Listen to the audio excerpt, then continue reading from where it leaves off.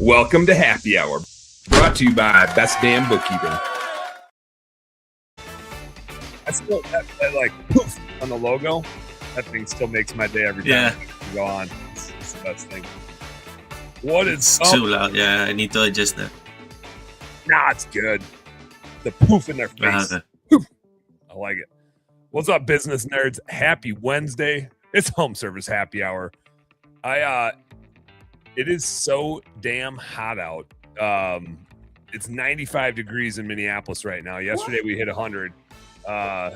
Jai was saying it's 28 degrees Celsius in England, which doesn't mean anything to me because I'm a stupid American and I don't know Celsius. Celsius. But I looked up how many Celsius we have in Minneapolis, and we have 35 of them. When it's 95 degrees Fahrenheit, we have 35 Celsius. So, wow, it's hot. It is hot.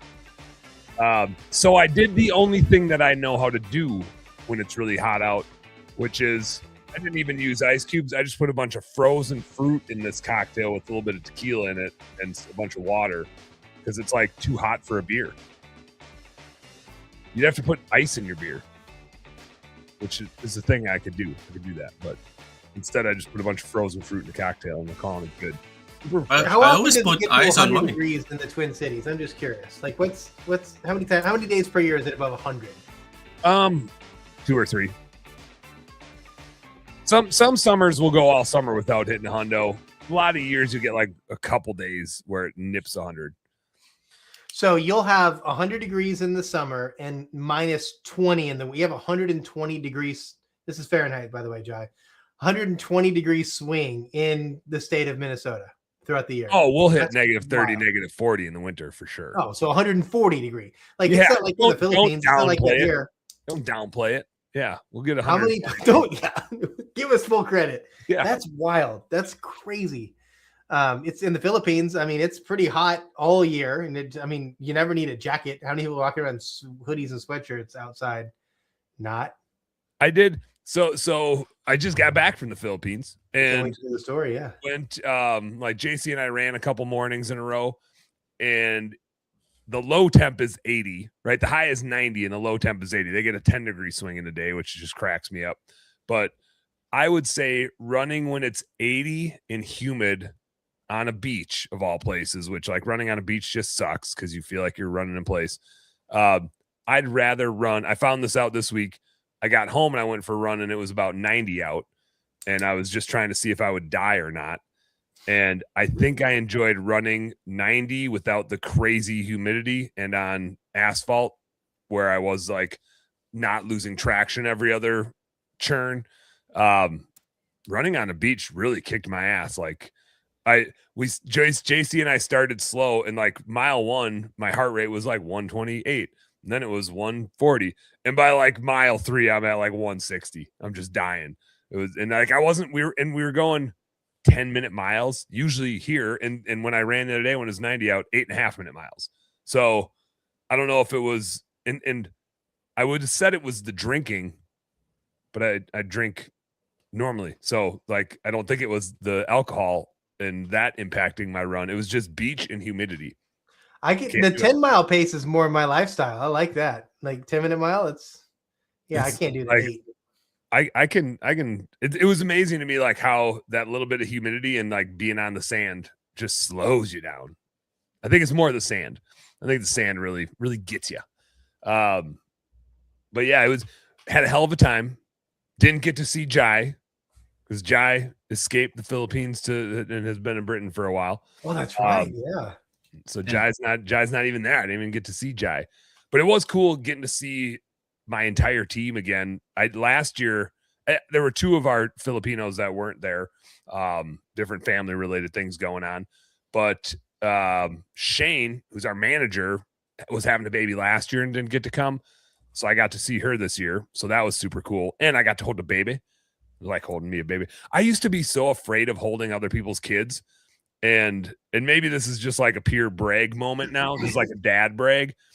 We've got all these young females on our team over in the Philippines, and Shane's got her baby, and I was the one that held the baby. Oh, like Trixie was like, "Yep, this loud, crazy white dude. I trust this guy. Like, I must just give off dad vibes now, because I feel like to all my nieces and nephews, I'm just like the scary uncle. But Trixie was like, "Oh yeah, this weird guy. I'm going to this guy." So, got some. My favorite shirt says Funkle. It's a pretty cool shirt. Ooh, I'm Funkle Michael. I like Funkle Michael. Mhm. That's a good one. I haven't heard that one before. I dig that. But the summit was good. You got to come next year, Michael. We'll keep twisting your arm. I know. I mean, didn't die. Look, here I am. I went to the Philippines for a week and came back. Didn't die. yeah, but you're like you like clear your system all the time, all the beer and everything. It's really good at like just like sanitizing you. I'm not. It does. I'll get over it. It takes anytime you travel internationally. I'm curious if you had this when you went to Japan. Like anytime I've traveled internationally, my stomach takes a day. Like there's some of it's flying. My stomach gets just if I am especially long flights, my stomach just gets in knots. And then you show up in a foreign country and eat food that's different than what you're used to be eating. And it always takes my stomach a day or two to adjust. This year wasn't too bad for me. And I have the secret answer to jet lag, which is if you just stay up long enough so that you're just absolutely exhausted when you get to where you're like, when you get to nighttime where you're going, you pass out and you're good. It's when you nap on the plane that you get yourself in trouble. You get yourself in trouble.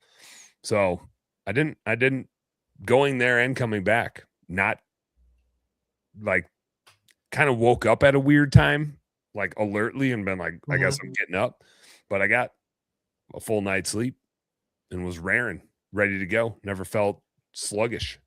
Yeah, you were there. Like we had a meeting and you're like, just got back from the Philippines, looking great, feeling great. You crushed it, man. It's the way to go. That is a weird day though, time traveling like that. It's like 36 hours of travel in 12 hours. Like I'm in like 3 airplane rides and I was on airplanes for 20 hours. And yet I left at 6 a.m. and got home at 6 p.m. So somehow I traveled for 20 hours, but it only took 12 hours of day. And then I'm like, oh, I'm home and I got to be a dad all of a sudden. But we went from Tokyo, when we flew from Tokyo to San Diego, I got home before I left. Yeah. So, yeah. So, That was Korea. Like I flew out of Seoul, South Korea at 7 p.m. and landed in Minneapolis at 6 p.m. Yeah. You're like, wow, it's like didn't skip a beat. Which like, gets me to productivity. I was like, that's how you do it. You can get so much done in negative hours if you're just constantly traveling. Fly in the opposite direction forever. It doesn't. Yeah, that's in theory. It works west. You gotta go west to east though. You really get your ass kicked going east to west, but west to east, it's all good. How the hell you doing, Michael? What's new with you, man? Man, I'm doing good. We've made a lot of progress on the software. We got people actually using it now. It's absolutely great. We're meeting tomorrow on it. So it's just really, really fun to watch you spend literally 2 years on something and just keep getting beat up by AI because now AI can do what you can do. But now you just like we're in a good spot right now because the agentic thing is what it is. It can work for you. And now we're able to do some really, really cool stuff. And it's really fun to watch it with your clients and just blow their minds like, whoa, that's cool. For example, let me give you an example today. Yeah. So anybody can do this, but at the enterprise level, it's more difficult. So you connect your CRM, Service Site and House Call Pro, whatever, to Claude, right? But what you can do is basically just download your entire database. And so for a plumbing client this morning, we want to do a promotion for Labor Day, September 7th, right? And we're like, what do we do? What services do we want to do? So you go to the software we have and say, hey, what services were most in demand from August 15th to September 15th last year? What were the leads, the services, completed services that we had? I just want to get a sense of demand. Take that information and then write us some marketing campaigns and what offers we could potentially do.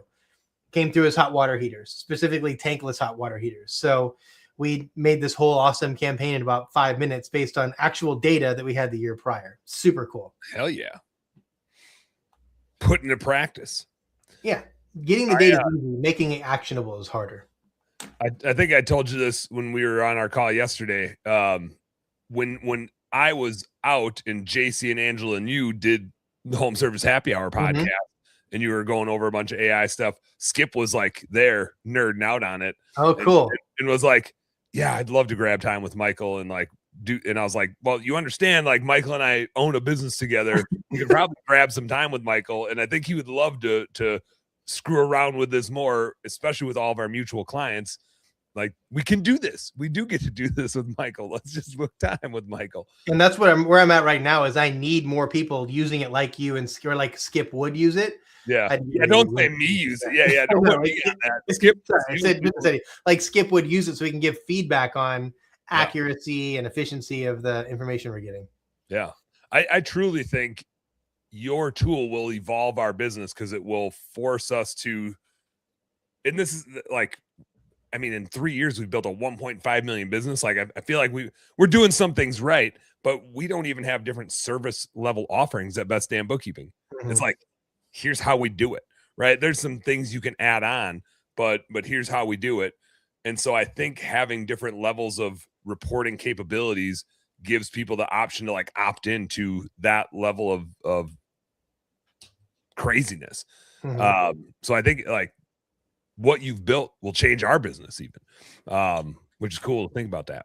And it's cool to see it actually work now. So there's levels to this. Anybody listening, that's what I've learned after thousands of hours. The first thing is like benchmark. Like, can we get the data and can we get it to tell us something, right? And that's pretty easy relative to the next thing, which is like, how do you make it actionable, right? So I've been working, this is literally what I have back behind me right now, this SEO, GEO like repository. So I'm crawling like 150 sources every single day from Google and Bing and Chat and Anthropic and Search Engine Land and all these places to like organize every article, every post that's written about specifically service or lead gen websites. So we keep all that saved in a database. Then what we do is we look at like a query. So we take a exterior cleaning company. Let's use Raymond, right? For example, because he's our mutual client. So a bunch of queries, how he ranks. So our benchmark is where are we at today? And then let's take that and look at all of the different articles that are being written and we have saved. What would apply directly to us and how can we make it better? So the second thing is to compare two things to each other. Compare year over year and give me some insights. Tell me your insights and what you see. Then what you can do is have it start suggesting things, right? Oh, your COGS are high this month or this year so far because your labor's high. Here's some things that you can do to potentially fix your labor, right? And then the next step after that, which we're not here yet, is here are SOPs created that can actually and will actually lower your labor. Yeah, now let's help you do for your business. Yeah, so it'll just like literally just do it for you. And then what you're going to find is, in I think the future, and this is what we talked about a little bit yesterday, man, these private equity investors and the franchise models that are doing it perfect really have figured it out because you need talent. You need people who are willing to build a culture and a community of people that want to be around you and they want to work for your organization. They have opportunities to work and make money because once AI can tell you how you're doing, give you suggestions to make it better, the only thing you're going to have left to do is just manage relationships and people. That's really going to be all it's about because the rest of it's going to all be done for you.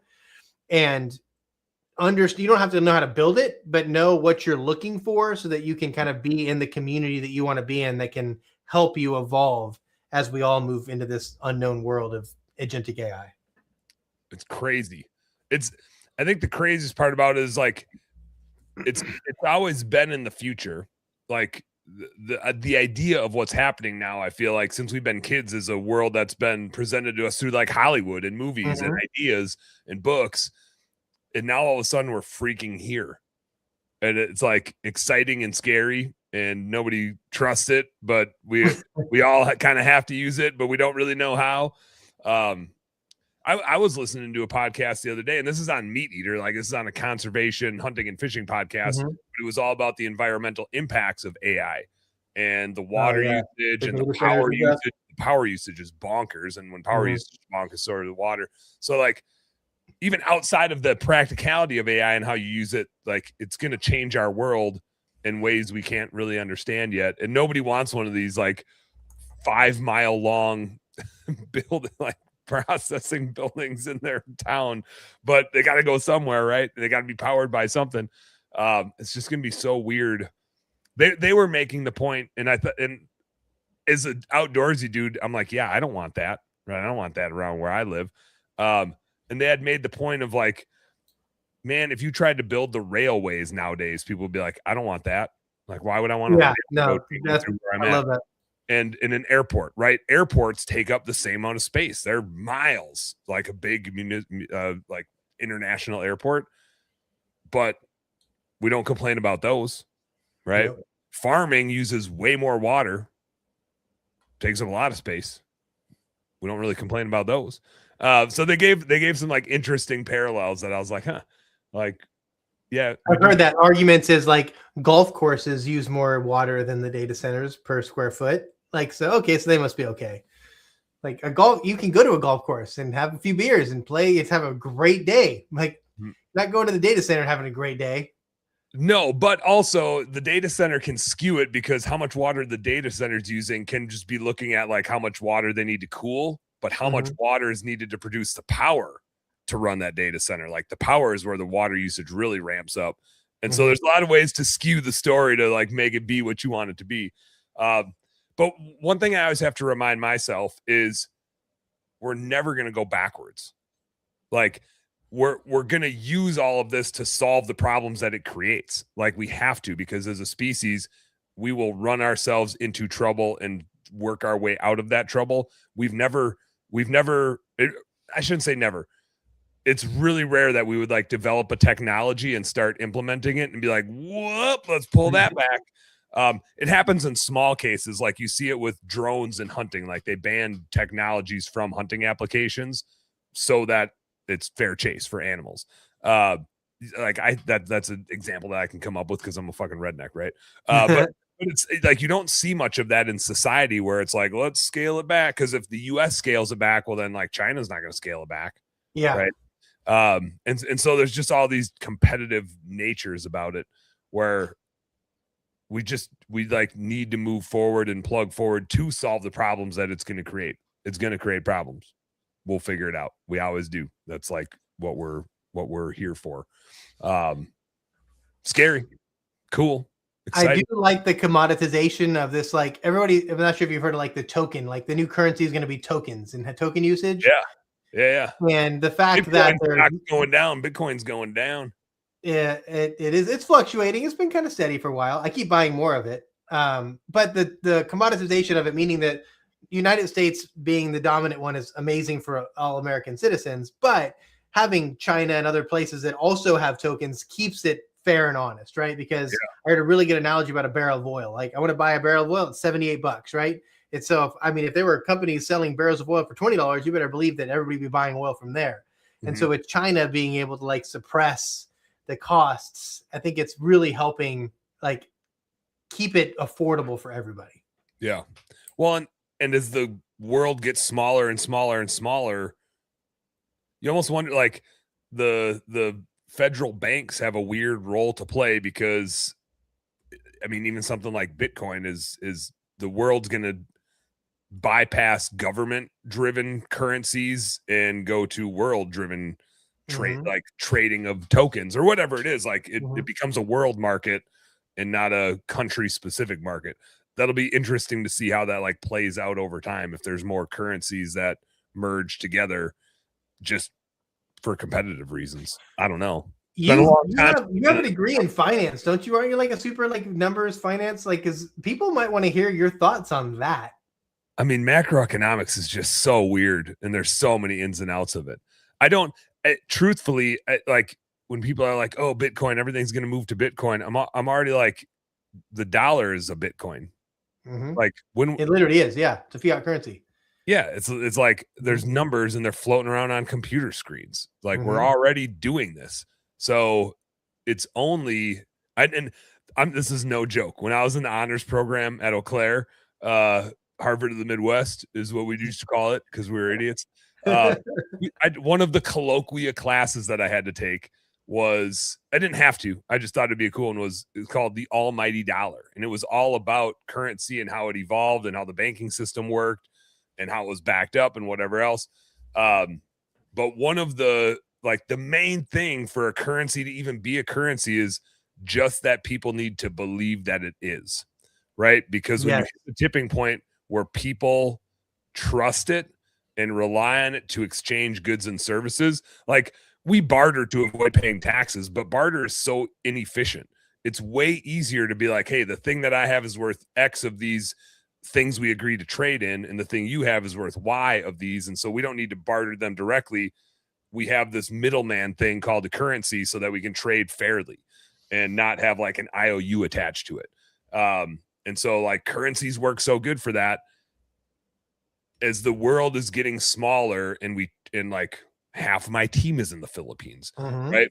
As the world is getting smaller, you do tend to see like wage gaps across the world shrink a little bit.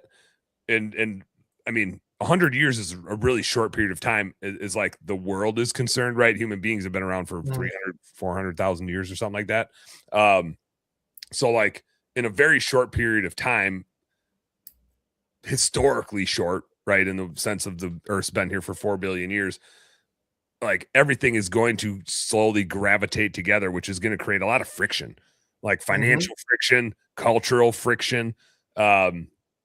Hopefully we can work our way through that as a species, because I think that's always the scary thing, is when we see this friction, like crazy people do bad things when they friction that they see.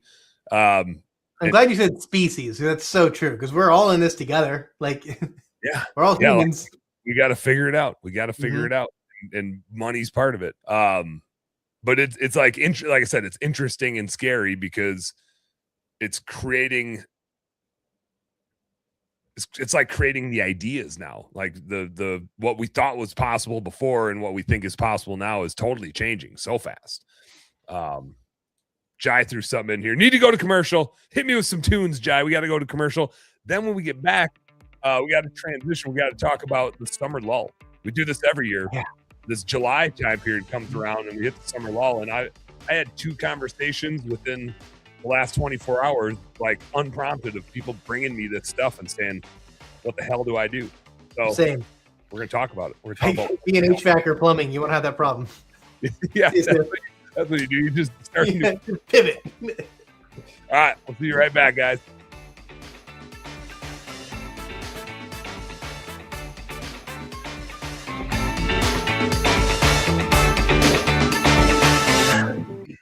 So I asked my landscaper buddy how business was going, and he said, great, I made $200,000 this year. Wow, that's awesome. Yeah, until he added, I think. I don't really know. I lost my receipts in the truck bed again. Classic. Someone get that man a calculator, or better yet, Dan Plata. Right? Yeah, Dan's the host of Home Service Happy Hour on Turf's Up Radio. And trust me, he makes spreadsheets sexier than they have any right to be. He'll teach you how to read a P&L, price your jobs like a pro, and figure out why you're always broke, even when you're booked solid. Basically, Dan Plata is like a financial life coach for home service pros. Minus the yoga pants. Tune into Home Service Happy Hour with Dan Plata. Only on Turf's Up Radio. Turf's Up Radio. Your industry, your station. Because if you're still guessing at your numbers, you're probably broke. Get ready to abandon gas with Crest Commercial. With insane power and extreme longevity, the era of batteries trailing behind gas engines is over. With the Crest revolutionary 8-minute cyber system, Crest Commercial landscape tools provide the same power and performance as their gas-powered counterparts, as much as a 2-stroke engine. Plus, the Crest 60-volt CyberPack batteries charge in 8 minutes or less. Professional landscapers can finally make the switch to battery without sacrificing performance, power, or runtime. Crest, it's the only choice to replace gas. For more information or to find a dealer near you, visit Crest.com. Hey everybody, Wayne Voles, the Prophet, your host of Profit Time here on Turf's Up Radio. If you listen to my show, you know I'm all about profit. As an industry, profit is something we fail to meet most of the time. If you're working hard but not seeing the results that you deserve, Profits Unlimited is here to help. We offer processes and systems designed specifically to make your company more successful, more profitable, and certainly more efficient. When you're ready to take your company to the next level, reach out to me at profitsareus.com. That's profitsareus.com. And don't forget to turn into Profit Time every Monday, Wednesday, and Friday at 10 a.m. From the East Coast to the West Coast and around the world, no one rocks like Turf's Up Radio. Turf's Up Radio, your industry, your station.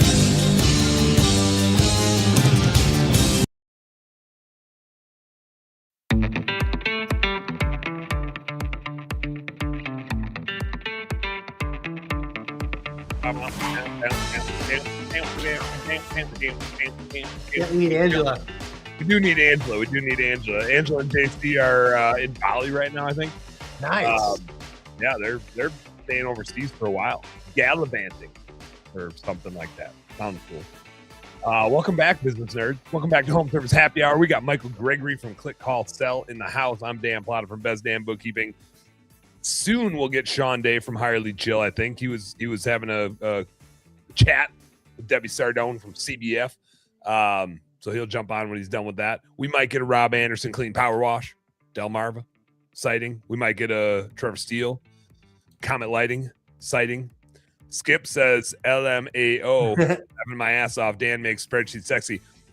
And that's true. He has a good reason to laugh. Like, I might be the face of Best Damn Bookkeeping, but Skip is the muscle. Like, the guy making spreadsheets look sexy on behalf of Best Damn Bookkeeping, that's Skip.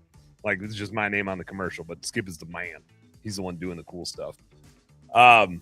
We got to talk about the summer lull, Michael. It's so funny. I was talking to Trevor about this. When was I talking to Trevor about this? I was just talking to Trevor about this, like, very recently. Just make it up.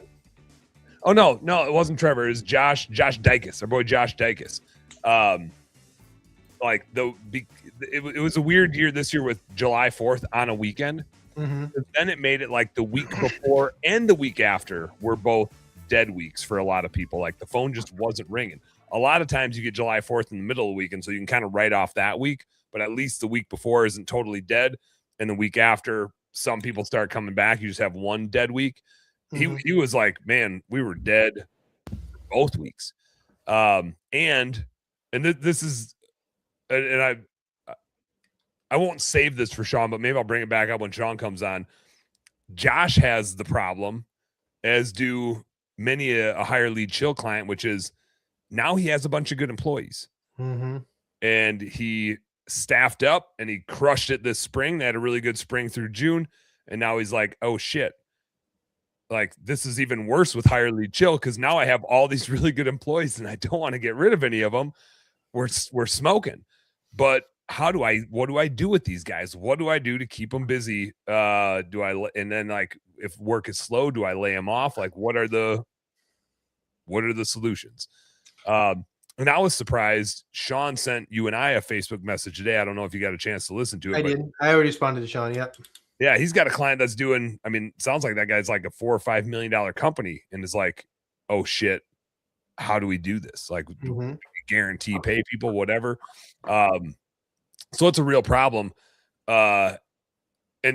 You've talked about this before on the show, Michael. Like, the problem is bigger the bigger you get. Because the small guys stay flat and kind of do their 20 or 30,000 a month and kind of just absorb. Oh yeah, they're still booked out. It's like, yeah, I'm booked out for 6 weeks still. Like, yeah, they absorb the baseline, and the big companies absorb the big peaks and valleys, the spring and the fall rush, and so it makes the drop off in the summer kind of worse the bigger you get. It sounds like you're kind of seeing the same thing. What's your observation here of the summer lull so far this year? Yeah, so I think if you're talking specifically about like exterior cleaning services, 100%. I mean, I have an HVAC client I do CMO work for, and they postponed 2 meetings in a row because they're in Minneapolis, so busy that they there's pointless for us to do anything right now, because like all I'm doing is installing HVAC units all day, every day. Sorry. Yep. Right. So it's different. 93 out. I'm installing HVAC units. Yeah. And so like, I would just like, and air conditioning. But like, it's just different for different industries. And so I'll share a couple of like stories that I like to tell clients that just nobody likes to hear, but on the radio show, you certainly can. There's a seasonality to every single business, even like the HVAC, right? Fast forward to September, October in Minneapolis. Yeah, their spring and fall sucks because it's comfortable everywhere. It is. So everybody has this. And then let's go to like the super extreme. Let's do a spirit Halloween store or a haunted house, right? We're talking about pop up for 6 weeks, hire 100 people, and we just crush fireworks stand. Yes, all of these are like, there is extremes in everything. Christmas lights, like we had a client that does $1 million in Christmas lights and is just trying to find something just to do to supplement. The problem is you can't shut your other business down from September to January when you're doing Christmas lights, because your other customers don't like that. The point is, there's seasonality to everything. And what I think happens in exterior cleaning, because this is definitely a time where exterior cleaning has that 6 weeks of summer slowdown.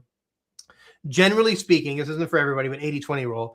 The first 3, 4, 5 weeks of the season, when it really kicks off, your closing rate's probably a little bit lower because everybody's hungry. Everybody's been sitting around all winter waiting for work. They're not booked out for weeks. They're answering their phone. They're getting to quotes. They're doing things. So it's harder to get the first, like that super fast run up if you're not using your database. But then what happens is if you got 3, 4, 5 trucks, like the people I'm guessing you're talking to, and certainly this larger company, is they at the middle of the season, toward the end of the season, now all of this, you guys hear me okay? Yeah. Okay. Yeah, I hear some feedback. So middle of the season, middle of spring, toward the end of spring, all those small truck in a truck, 1-2 truck operations, they're booked out. They're 6 weeks. They're booked out 6 weeks. Yep. Yeah, they're gone. And so now what you have is massive demand, but 60-70% of your competition is done. Like they're out of the game, right? And so now summer hits and you've got everybody back in the game. Demands have slipped and demand's really dropped. And so that's when it gets difficult. So what I like to tell, fast forward 5 minutes to the answer now, but I like to tell everybody that I work with and all of our click, call, sell clients is this the ACE acronym: anticipate, capitalize, extend. Anticipate your season. What anybody listening to this that runs a seasonal business knows is your job is to get from dead slow winter to capacity as fast as you possibly can, because it's a lot easier to hold capacity than it is to get to capacity. Because to get to capacity, you have to outsell the amount of work you can do. And that's really hard to do in the summer, right? You're just not going to be able to sell more jobs than you can do in the summer. But if we can get to capacity and we can hold that before the capitalize and extend, means before the season stops, I hit my marketing as hard as I possibly can. I want to be more booked out June 30th than at any point in time of the year because demand's still high. And then I start chipping away at that. Then what you can do is start to switch to commercial work. The biggest mistake I see a lot of $500,000 to $1.5 million exterior cleaning companies make is they get a commercial opportunity, no matter when it is, they're going to take it. And all of a sudden in May, they're doing a $40,000 job when and they're soaking up all they're missing out on phone calls for the bread and butter. Exactly. To so big ass job. Do that thing for 35 in July or August, right? It's like, that's when you want to do it. And that's when the fiscal year is coming to an end for a lot of these property managers, apartment buildings. It's such a great time. And so really just anchoring that relationship with, this is the time this work gets done. And then you don't have as big of a problem, but it does take time. Nobody's just going to be beating you up for commercial work. That's one. And the second thing you can do is look at services that may be higher in demand, not like adjacent. I'm not talking about doing HVAC or plumbing, but can you do gutter guards? Can you do, something else in the summer that is going to give you more of an opportunity, and then to leverage your database as much as possible. But if you're doing $4 or $5 million in sales a year and you're an exterior cleaning company, one, congratulations, you're a unicorn. But two, it's inevitable. You're going to have to decrease your capacity because it's not going to come back this year. It's not. You're going to do Christmas lights, but you're doing $4,000 a day with Christmas lights. So you need a third of the amount of employees to do Christmas light installation as you do washing. So you just get your spring rush and it just goes back down to the rest of the year. And that's kind of how you have to run the thing. I think so. Let me hit the employee side of it first, and then I'm going to come back to the sales side of it, because it always comes down to capacity and demand. The one guy that had messaged Sean today was like, what do I do with these employees, right? I've got guys twiddling their thumbs. Is it fair to pay them a guaranteed amount? Like, I have salaried people, I pay them a guaranteed amount. What do I do with these technicians? And I think part of that goes, and we can't time travel, at least, AI hasn't figured out how to help us time travel yet, but that tells me that there was an expectation setting issue on the front end when you hired those guys. Like, those guys need to know that after July 4th, it's time to take a vacay, because the work is going to slow down massively, and it's time to go start knocking on doors and doing upsells, because it's really hard in a lot of industries to upsell when you're super, super, super busy. You don't have time on the schedule to handle an upsell. If you do upsell something at a job, you got to do it. You got to reschedule it for when things are slower. But in the summer months now, and this was the thing Andy and I used to do at Kahuna, like, he had me come in one year and just do sales training with all of his technicians and help them understand, like, how to be a professional recommender, basically. Yep. The best, like, financially and fundamentally, the best place to get more work is at the house you're already at. If you are at a house, you don't have to drive anywhere if you can add on a service there. And so it's being the professional recommender and saying, hey, Mrs. Jones, what I'm seeing at your property, and I'm out here. Do you want me to take care of this for you while I'm here? And you can do the same with the neighbors, right? Especially if you're an exterior cleaning company, or if you're in pest control, or if you're in anything where you can see what needs to be done. Like exterior cleaning is a great example. You can see right away if they need a soft, if they need a roof clean, if they need a window clean. And so door knocking works great. Hey, my truck's right down there. I just finished a job at the neighbors. Our schedule is light in the summer. It always is. So I'm just politely knocking on doors to see if you need any help. Like while I'm in the neighborhood, do you need my help? I'm here. I'm here to help. So it's a great opportunity to have upsells and train your staff we used to, and again, this goes back to the expectation setting that your staff needs to understand that they're going to work harder than they've ever worked for April, May, and June. And then they're going to be wondering what the hell happened for July and August. It happens every year. Like this isn't like a brand new thing. So I think part of it is the expectation setting. The other part of it for the team is the expectation setting of, hey, you're going to have half of a schedule. You're going to have $500 when you can do $1,000. You're going to have $1,000, but we know you can do $2,000. It is your responsibility to fill up the other half of your schedule for July and August. You do it by knocking on doors, upselling at the job you're at. If that fails you, then you can earn a base minimum hourly rate to go put out yard signs or go put out door hangers. And if you knock on a door and nobody answers, you put a letter on their door, you put a door hanger on it, whatever it is. But then they turn into a marketing force, because the other thing we know to be true is in the summer months, like very specifically from July 4th through Labor Day, the clicks are way down. Like people shopping for your services is way down. Therefore, you can't wait for them to come to you. You have to go to them. And you happen to have all these people that don't have a lot of work to do that are your technicians that can go to them. And so you got to get in front of people. And whether it's yard signs or door hangers or letters on people's doors or knocking on people's doors, that's the way you're going to do marketing. It doesn't pay to go. There was one year we ran a bunch of like radio and TV ads in the summer, and nobody cares. Like nobody's shopping, right? They're just not going to click on it. They're not going to come to you. You have to go to them. And if the timing's right, they're still just as likely to buy the thing. But after July 4th, they're not thinking about it. It's just not, it's no longer spring cleaning season and graduation party season. They're over it. Marketing. So that's the employee side of it. On the sales side of it, this is the thing my brain usually jumps past, and you always bring me back and remind me like, hey, don't forget about this. It's like, this is the time for your client list. May and June is not the time for your client list. You can stay in touch with them and you're not going to like turn them down. But the time you need to like really blast your client list is that first week or two of the season to like hit people that already know you. And then when things get slow, that's when you rely on your list. And so like, that's the thing. That's where you go. You start pounding the list. Commercial jobs can be great, but like you said, you got to be doing that in advance. And if you can get schools happen to need like they can't get stuff done, and they can't get stuff done anytime at the summer. So that's a competitive place to go do work. But if you can go do work at schools in the summer, if that's your slow time, that's the place. That's where you want to be. I took some notes. You're right about the bottom of the funnel. Search it's objectively true that search volume for exterior cleaning has a significant decrease. It's impossible to say a number because some places it's 70%, some places it's 30%, but it's called spring cleaning for a reason, right? Everybody wants the work done in the spring. That's why they have the history and the narrative of spring cleaning. So if you have 50% less searches and everybody's back in the game, this is why the importance of brand and branding, having a brand that people like want to work with is so important. One thing I will say though, I've heard from a lot of people. So if anybody wants to kind of chime in on this one too, you mentioned like knocking on doors for neighbors, upselling in the summer is a lot easier to do that.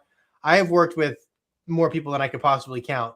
And I hear a lot of people say that my techs, they ain't knocking on doors. They clean. They like cleaning stuff, but for them to have the courage to just cold knock on somebody's door and like actually speak in sentences without their heart racing and being nervous, that ain't going to happen. They can upsell, but I see a lot of people struggling to get technicians comfortable knocking on doors. Do you have any experience with that?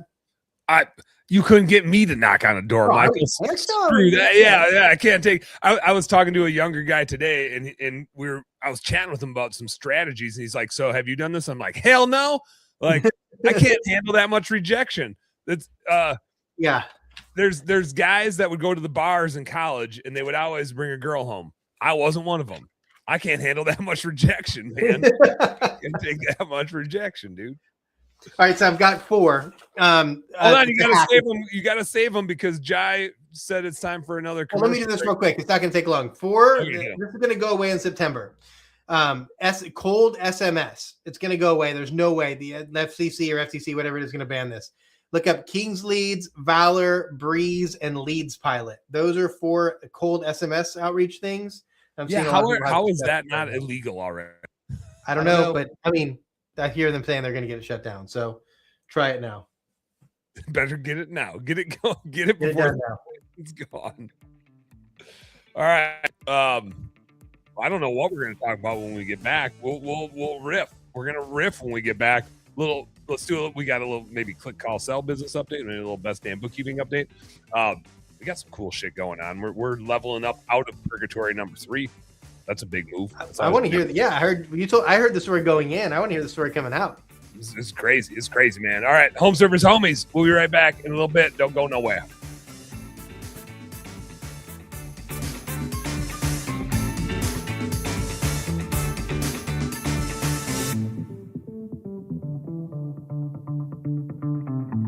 Hi, I'm Cindy Code with Project Evergreen, where we're making communities greener, healthier, and happier, 1 yard at a time. From parks to playgrounds to front lawns for military families, our volunteers give back by giving green. Want to make a difference with your talent and tools? Visit projectevergreen.org to volunteer, donate, or become a sponsor today. Together, we can grow a healthier, happier world. Project Evergreen, green spaces, healthy places.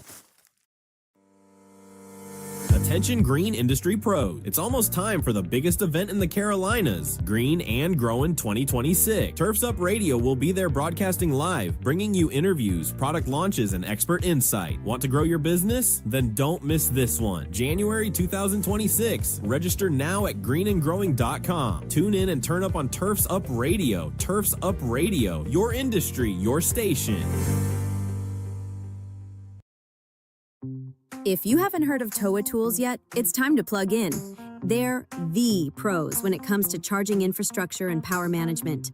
Their PDM power distribution system automatically cycles charges for any brand of commercial batteries.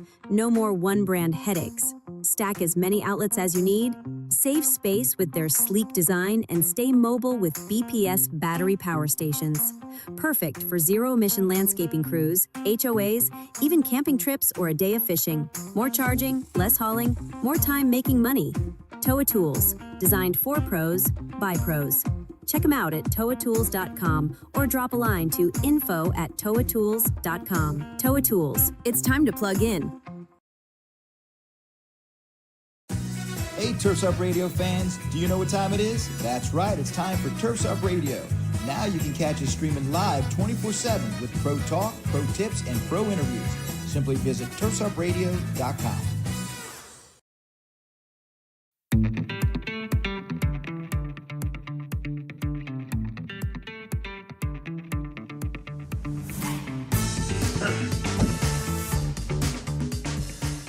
I'm back. Sorry. Oh, you're on mute. I'm talking, but I'm not talking. But here I'm talking. Guys over there just playing expired commercials. That's cool. It's just part of it, dude. It's more fun that way. Keep you guessing. You never know what you're going to hear on Home Service Happy Hour. I'll edit that out of post. So I don't know. I think it's more fun that way. I think that commercial that expired, Green and Growing, January 2026. It's already July. Hey, well, they shouldn't have left it in the feed for us to grab to play commercials. Yeah. Out of there, yeah. You're right. I can't. if I win this damn thing, who knows what kind of commercials we'd be playing? Nope, it's impossible. Still, my bad. I'll replace it in post. No, I enjoyed it. It's pure comedy. That's what this show's about. This is an entertainment podcast. This is an entertainment podcast. You can get entertained in the commercial breaks. That's how good we are. Michael, I'm also in the summer lull. We finally got through our wait. We got caught up. There's still some people that are on our wait list that I've had demos with through the spring, but it's like I still need their QuickBooks access. I'm waiting on them for something. Today, I did a demo this morning. They got me added to QuickBooks. I sent them back pricing. They said, let's go. And I sent it out and got it rolling right away. And then I realized that my sweet templated email that I used to like send pricing out still said we have a wait list because I've had that template email run. Yeah. And so like, yeah, put us on the list. And I was like, actually, there ain't no list no more. Like we have 7 or 8 people still that we have to get going that I've done demos with, but I haven't gotten what I need from them to get them going. So today was the first one since, holy shit. Look, wait for it. When was I started the wait list on January 28th. Today, on July 15th, was the first client since January 28th. Yeah.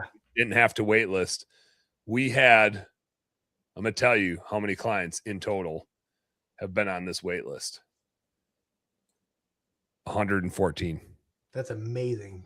We did have, I was looking through our terminations. We had 2 false starts where because they were waitlisted and it, one of them like just really struggled getting us bank access and just got frustrated. And I'm like, I don't know what to tell you. Like that's a you problem that I could have set that expectation better maybe, but if trying to get us access to something ruins your day, don't have a bookkeeper. Mm-hmm. Like if sending a security code ruins your day.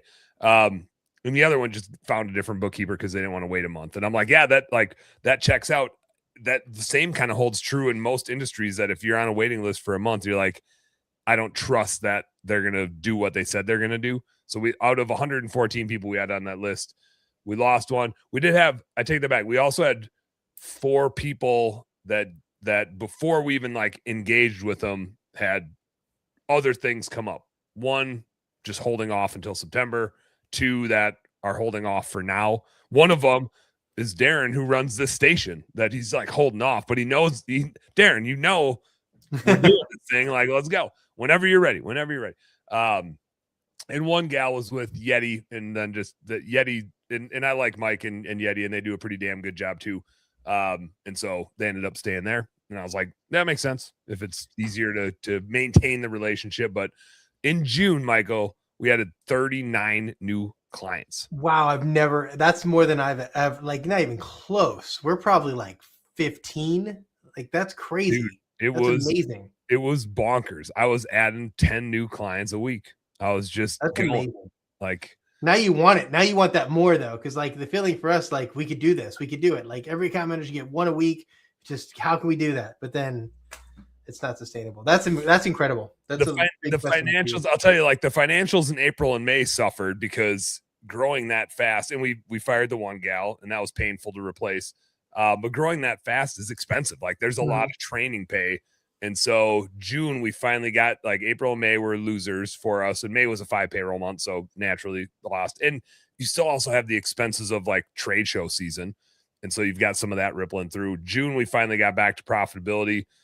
We did 122,000 in revenue in June. So we're almost at the 1.5 million pace, and July will blow June out of the water, like partially because those 39 clients are now going to be like getting worked on and getting invoiced. But we're still, I think I had 4 demos this week, and I've got a couple on for next week already. And so like, we're still churning good. But it was, and we talked a little bit about the purgatory.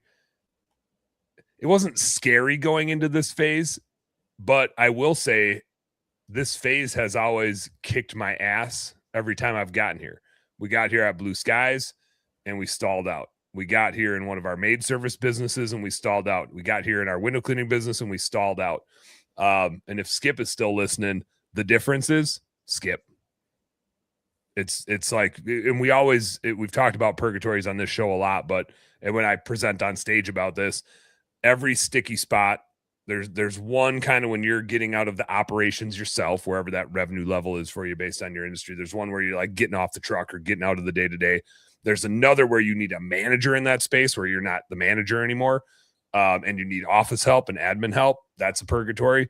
The third one is where you need to start building a leadership team, and that leadership team can really grow the business, or like take so much off of your plate that you can really focus on growing the business. And Skip is just a fucking stud. And he has the right knack for who can hang with us and who can't.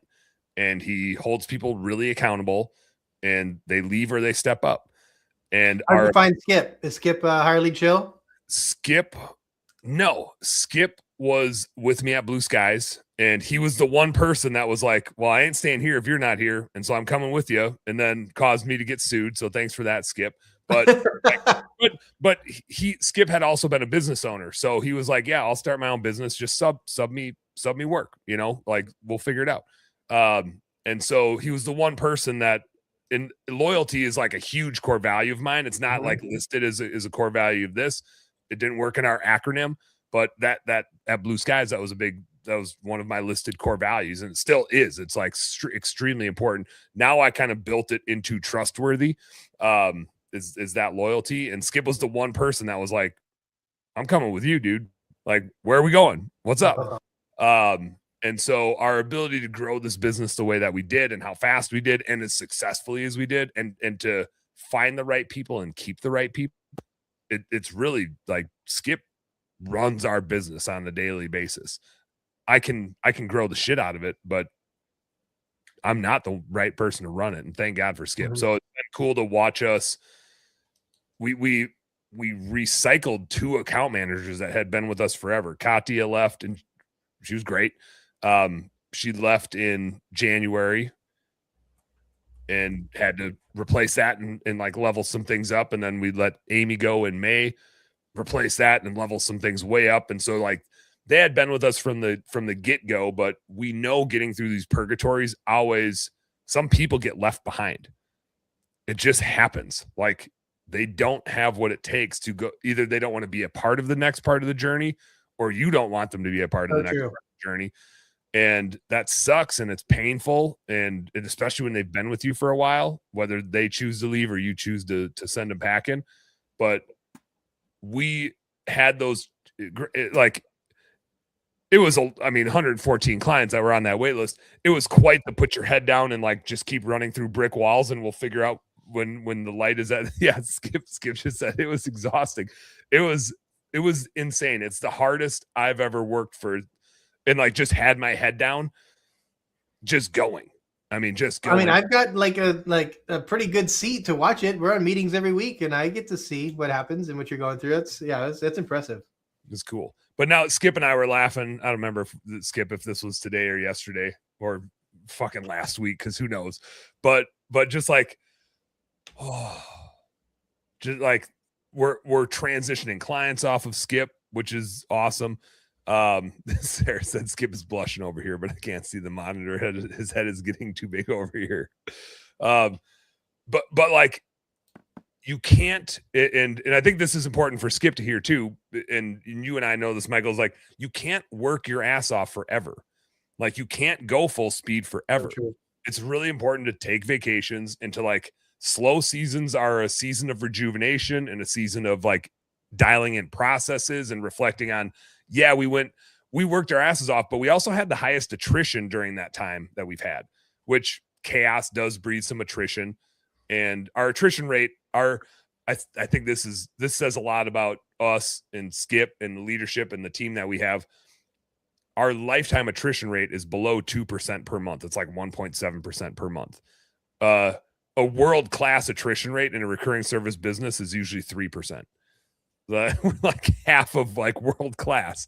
Like I think we've got something dialed in, but still, like none of us want to lose any clients. We did fire more clients during the season, and we felt like we were growing so fast and we had so many new people coming in. We also felt like we now had fuck you money, where it's like, if you cause us problems, we're firing you real fast. So we fired a lot of people this spring that just weren't the right fit for us and had bad behavior. Kind of a maturing business too. Yeah.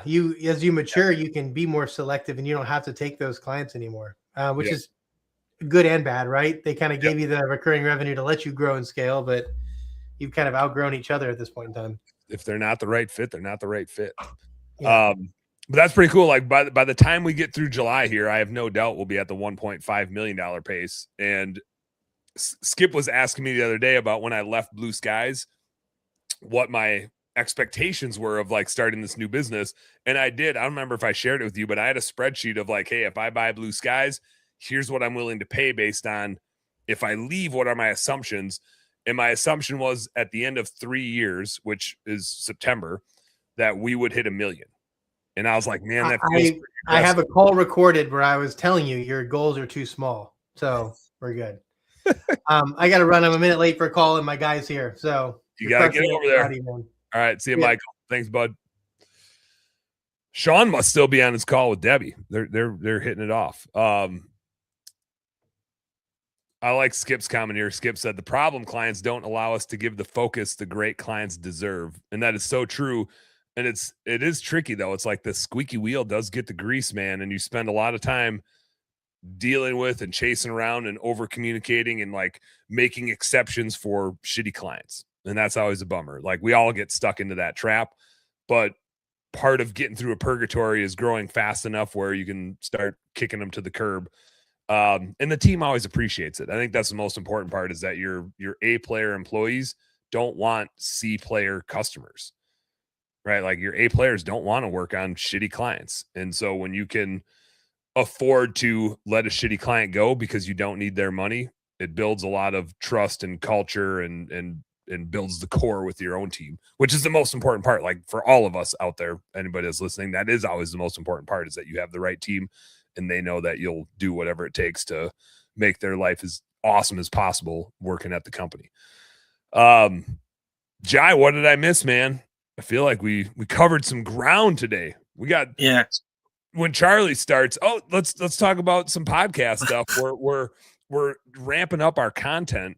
So all you loyal listeners right now, you're gonna have a lot of friends pretty soon, because we're ramping up and boosting some show stuff to really ramp up socials. So it won't be lonely here.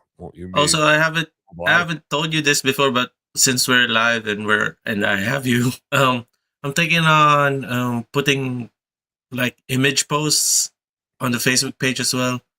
Yeah, because since I have more time in like managing the page more, so I think would be able to put out more like did you know facts or like start having some what what is like working for Best Damn Bookkeeping, not Blue Skies. Oh, sorry. That slipped out. Sorry. Never heard those guys. Never heard those guys before. So something like that. And just, boosting up posting like for like engagement and stuff. So yeah, I'm really excited about Charlie helping us on. So yeah. Blow some shit up around here. We're gonna go after it. We're going hard. I paid his invoice. I still need to like fill out the form and sign everything up.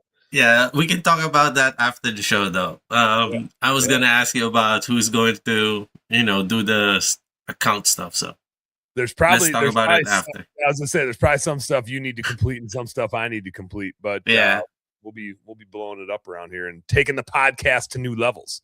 Taking it someday we might even have a beer sponsor. Oh, someday! Look, I always got that ready. Like a banner right there. Yeah. Beer sponsors would be cool too. Someday there will be a beer sponsor of the show. The hard part will be I won't be able to sit here and have a cocktail when I feel like having a cocktail because I'll be obligated to drink their beer. But to drink the beer. I mean, like twist my arm. Oh no, I need to drink a beer. Hopefully it's maybe we can get Guinness as a sponsor. The ones that you like though. The only thing that you drink. I think Lining Kugels would be a good sponsor. We could get Liney's. That's a classic Midwest business owner style beer. But now they're owned by Miller Coors, so it might be out of the cards. But we'll find one. We'll find a beer that that would appreciate our sponsorship. But but That's right. We got some growth to do. We'll make it worth their while. All right, Jai. It's pool time over here since it's 1 billion degrees Celsius or 35 or whatever I said. Yeah, right now it's cooling down here. It's about 19 right now.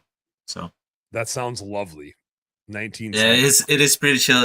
That's why I have a shirt on. Like unlike earlier, I had a muscle shirt on. It was really hot. The tank on. Yeah. I'm wearing what I wore all around the Philippines, which is just like the thinnest polyester shirt I can find. And like I'm home, but my air conditioning can't keep up with this heat. So it's like 80 degrees Fahrenheit in the house. It's like 32 degrees in the house. I can't wait for the stories when JC and Angela comes back on the show next week. So I don't even know if they'll be back next week. It might be 2 weeks before they're back. Ooh. I like this one. So we need a best damn cornhole or beer pong game set. That sounds about right. Great idea. Yeah. On trade shows, you can just set it up like, Dad.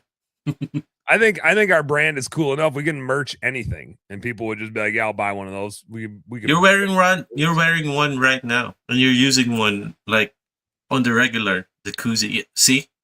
Yeah, I mean that's like, I don't know if you saw it.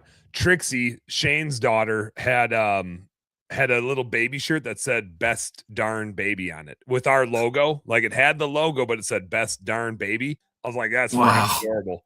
We can make that. We can ask Shane if we can put that on the socials. But she's such a cutie. That'd be awesome. That was hilarious. Yeah, we need permission from Shane though. And we need some new Dan tats. Yeah, I saw that from Skip. Need some new Dan tats. We can do that. All right. Well, let's wrap it up. I've got wrap it up. Let me Corey. What's the guy's name? Who do we got later tonight? Corey Blumenfield from Blue Moso is coming on. Super fun guy. I had like an intro call with him and just hit it off. Super looking forward to hearing about his business, Blue Moso. And he already confirmed. I'm so far booked out, Jai. I'm like 2 months booked out on my late night podcast. So then I get there. That's good. I haven't talked to this guy in like months. So I reached out to him earlier today and was like, "Hey, you still good for tonight?" He is good to go. So Corey and I will be jamming in a little less than 4 hours. We'll see you back here. It's good. Until then, you guys know what to do. Work smarter and harder. Go earn yourself some pride. Work your way through that summer lull. Go knock some doors. Go sell some shit. We'll talk to you guys later.